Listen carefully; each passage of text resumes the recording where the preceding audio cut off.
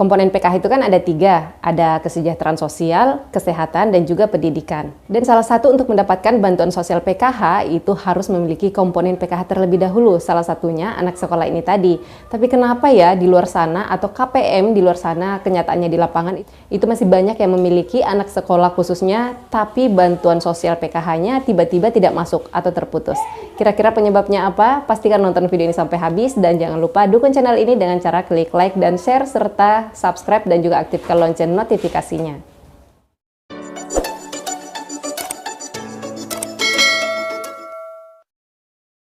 Assalamualaikum, hai saya Arin. Di video kali ini saya akan menjawab pertanyaan yang masuk mengenai apakah penyebabnya kenapa tiba-tiba bantuan sosial PKH ini tiba-tiba terputus atau tiba-tiba saldo nol tanpa pemberitahuan terlebih dahulu.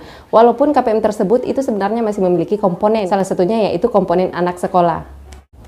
Nah, di sini saya akan menyampaikan 3 penyebab bantuan sosial PKH itu bisa terputus walaupun sebenarnya masih memiliki komponen, yaitu anak sekolah.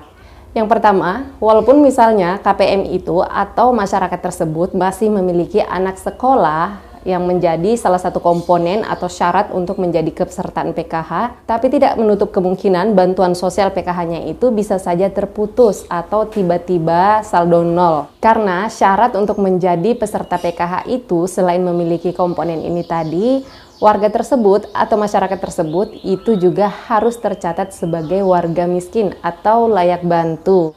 Nah, mengenai kriteria miskin ini sendiri, itu berbeda-beda di setiap daerah karena dipengaruhi oleh beberapa hal. Jadi contoh nih, misalnya di daerah Jawa, standar masyarakat miskin itu berbeda dengan standar masyarakat miskin yang ada di daerah Kalimantan. Kalau saya perhatikan ya, sempat jalan beberapa waktu yang lalu, di daerah Jawa itu yang termasuk di dalam kategori layak bantu atau masyarakat yang tidak mampu, itu betul-betul kehidupan sehari-harinya bisa dibilang makan 3 kali sehari aja agak susah ya.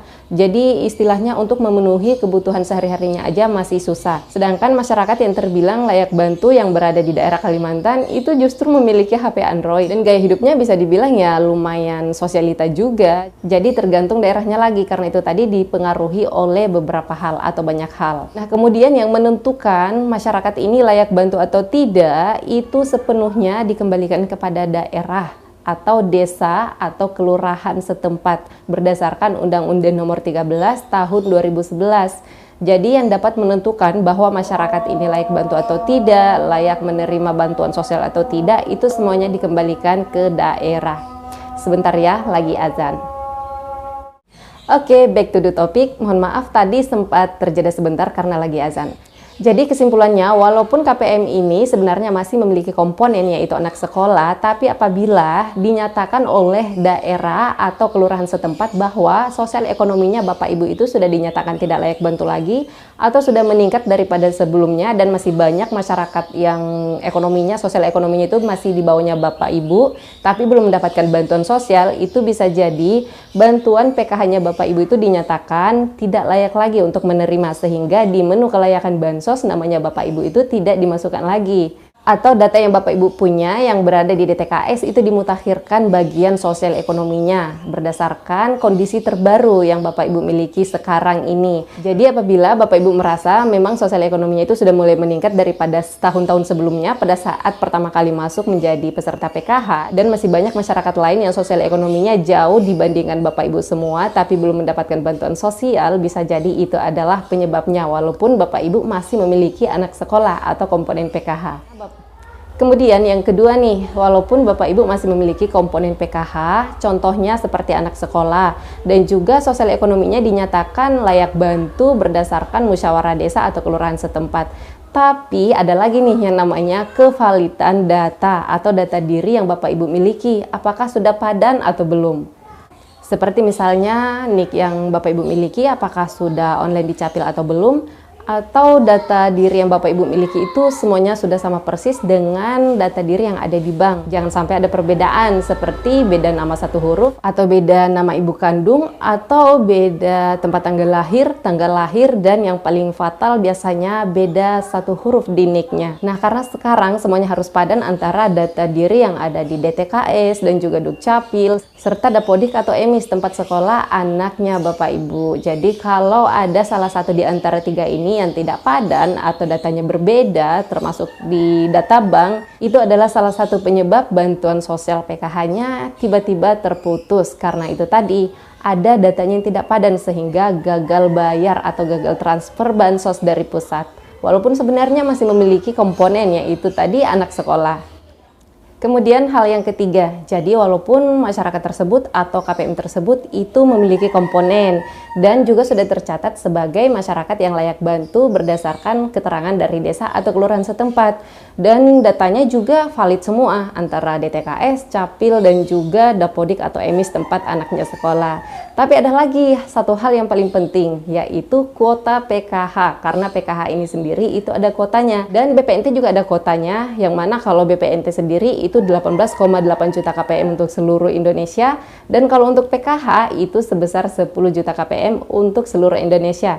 Jadi misalnya nih, Bapak Ibu itu memiliki kartu KKS, punya komponen, dan terbilang layak bantu, datanya valid, tapi apabila kuotanya masih penuh, maka bantuan sosial PKH-nya Bapak Ibu itu ya bisa saja juga tidak masuk. Karena bergantian ya dengan yang lain. Karena masih banyak masyarakat lainnya juga yang belum pernah merasakan bantuan sosial sama sekali. Padahal sosial ekonominya ya kurang lebih seperti Bapak Ibu. Atau bisa jadi ya di bawahnya. Jadi sudah ada kuotanya yang ditentukan dan juga ada anggarannya. Jadi itu tadi walaupun komponennya ada dan juga termasuk layak bantu dan juga data-data dirinya valid semua, tapi kalau kuotanya masih full atau belum ada dibuka kembali, tetap saja bantuan sosialnya Bapak Ibu bisa jadi tiba-tiba terputus karena bergantian dengan KPM-KPM yang lainnya atau masyarakat yang lainnya.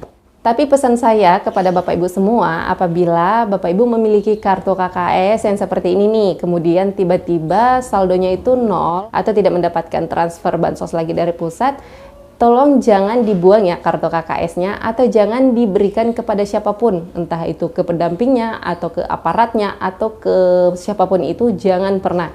Tetap Bapak Ibu simpan sendiri karena kartu KKS ini selain berfungsi sebagai ATM, media penyaluran bantuan sosialnya Bapak Ibu semua, dia juga berfungsi sebagai identitas diri. Jadi di dalam kartu KKS ini itu ada data-data diri pribadinya Bapak Ibu. Jadi jangan sampai disalahgunakan oleh orang lain. Makanya tetap dipegang sendiri. Dan walaupun bantuan sosialnya Bapak Ibu tidak masuk lagi melalui kartu KKS ini, tapi ke depannya kartu KKS ini bisa digunakan untuk hal-hal lain. Salah satu contohnya, misalnya nih, untuk mendaftar KIP kuliah misalnya, itu perlu dilampirkan kartu KKS orang tuanya juga. Itu akan dipermudah anaknya untuk mendapatkan KIP kuliah apabila orang tuanya memiliki kartu KKS. Dan salah satu fungsinya juga, seperti misalnya Bapak Ibu atau anaknya ingin menggunakan fasilitas-fasilitas gratis pendidikan yang sudah disediakan oleh daerah, itu biasanya salah satu syarat harus memiliki kartu KKS terlebih dahulu. Contohnya nih, kayak beberapa waktu yang lalu, salah satu KPM saya, itu anaknya ingin ditempatkan di sebuah asrama pemerintah daerah yang sudah disediakan. Salah satu syarat untuk masuk tinggal di asrama tersebut, karena itu adalah program pemerintah dan dikhususkan bagi masyarakat yang layak bantu, maka dia dimintai atau harus melampirkan kartu KKS-nya terlebih dahulu. Nah, itulah sebabnya kenapa saya bilang kartu KKS ini itu tidak boleh dibuang atau diberikan atau dikembalikan atau dipindah tangankan kepada siapapun itu, walaupun bantuan sosialnya sudah tidak ada lagi yang masuk ke kartu KKS-nya ini, karena selain ia berfungsi sebagai ATM, dia juga berfungsi sebagai identitas dirinya Bapak Ibu. Dan bisa jadi ke depannya Bapak Ibu bisa mendapatkan bantuan-bantuan lainnya, walaupun bukan dari PKH atau BPNT, tapi salah satu syarat untuk mendapatkan bantuan sosial tersebut itu harus memiliki kartu KKS terlebih dahulu. Jadi kartu KKS-nya tetap disimpan ya, jangan diberikan kepada yang lain, apalagi dibuang. Baiklah, terima kasih banyak yang sudah menonton video ini sampai habis. Semoga video ini bermanfaat, dan apabila ada yang mau bertanya seputar bansos, bisa langsung tulis komentarnya di bawah video ini ya. Sebisa mungkin kami akan menjawab pertanyaan yang masuk.